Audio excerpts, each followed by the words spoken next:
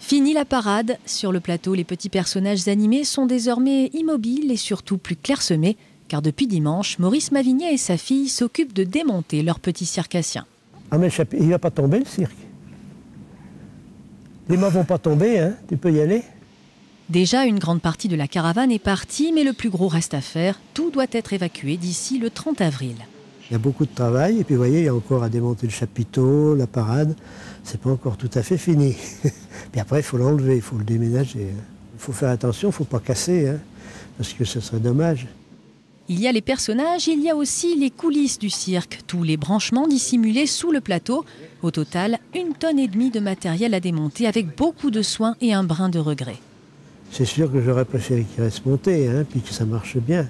J'avais fait déjà 5 attractions nouvelles qui auraient pu être là et qui n'ont jamais été vues par le public.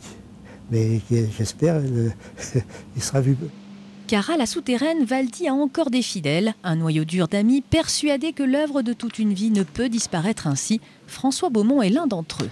On pense qu'une association d'amis peut peut-être arriver à remettre en route la présentation de ce beau cirque.